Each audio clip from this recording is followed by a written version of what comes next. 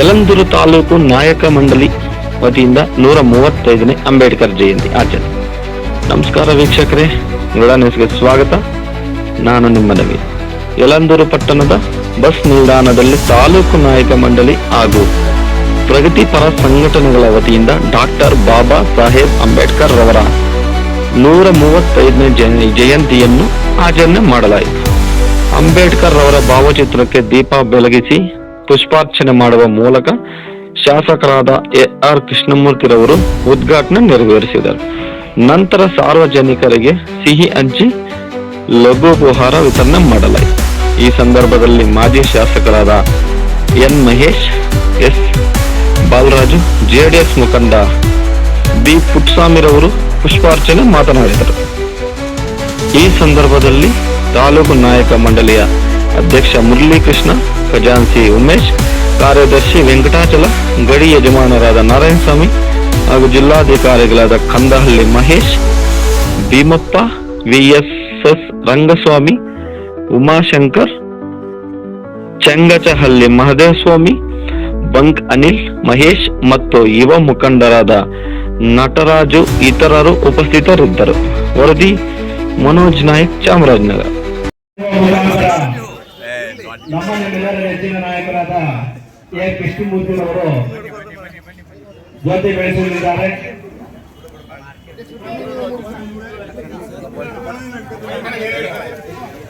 Sir ಈ ಕಡೆ ನೋಡಿ ಸರ್. ಅಂಬೇಡ್ಕರ್ ಅವರಿಗೆ, ಅಂಬೇಡ್ಕರ್ ಅವರಿಗೆ, ಬಾಬಾ ಸಾಹೇಬ್ ಅಂಬೇಡ್ಕರ್ ಅವರಿಗೆ.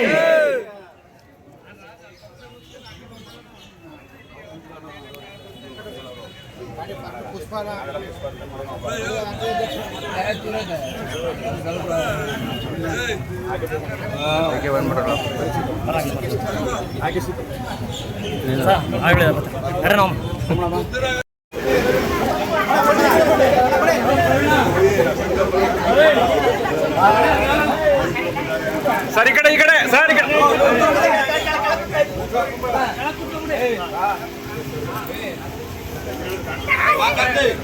ಓಕೆ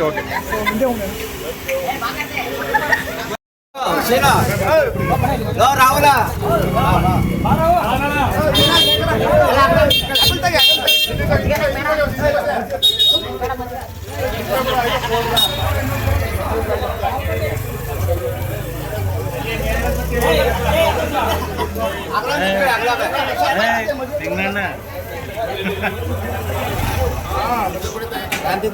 ನಾನು ಅಂದ್ಕೋತೀನಿ. ಮತ್ತು ಎಂತಹ ಸಂದರ್ಭದಲ್ಲಿ ಈ ಸರಿ ಅಂಬೇಡ್ಕರ್ ಜಯಂತಿ ನಡೀತಾ ಇದೆ ಅಂತಂದರೆ 1951ರಲ್ಲಿ ಬಾಬಾ ಸಾಹೇಬ್ ಅಂಬೇಡ್ಕರ್ ತಮ್ಮ ಕಾನೂನು ಸಚಿವರ ಪದವಿಗೆ ರಾಜೀನಾಮೆ ಕೊಟ್ಟರು. ಕಾರಣ ಏನು ಅಂತಂದರೆ ಅವರ ಮಹತ್ವಪೂರ್ಣವಾದಂಥ ಹಿಂದೂ ಕೋಡ್ ಬಿಲ್ಲು ಪಾರ್ಲಿಮೆಂಟಲ್ಲಿ ಬಿದ್ದೋಯ್ತು. ಜವಾಹರ್ಲಾಲ್ ನೆಹರು ನೇತೃತ್ವದ ಕಾಂಗ್ರೆಸ್ ಸರ್ಕಾರ ಹಿಂದೂ ಕೋಡ್ ಬಿಲ್ಲು ಪಾಸ್ ಆಗದೆ ಇರೋ ರೀತಿ ನೋಡಿಕೊಂಡ್ರು. ಹಿಂದೂ ಕೋಡ್ ಬಿಲ್ ಏನು ಅಂತಂದರೆ, ಹೊಸ ಸಂವಿಧಾನ ಬಂದಿದೆ, ಆ ಸಂವಿಧಾನದಲ್ಲಿ ಸರ್ವರಿಗೂ ಸಮಾನತೆ, ಸರ್ವರಿಗೂ ಸಮಾನ ಹಕ್ಕು, ಸರ್ವರಿಗೂ ಸಮಾನ ಪ್ರಾತಿನಿಧ್ಯ ಸಿಕ್ಕಬೇಕು ಅಂತ ಹೇಳಿ ಮೂಲಭೂತ ಹಕ್ಕುಗಳಲ್ಲಿ ಸೇರಿಸಿದೆ. ಆದರೆ ಹಿಂದೂ ಸಮಾಜದ ಮಹಿಳೆಯರಿಗೆ ಸಮಾನತೆ ಇಲ್ಲ, ಸಮಾನ ಹಕ್ಕಿಲ್ಲ, ಸಮಾನ ಅವಕಾಶಗಳಿಲ್ಲ.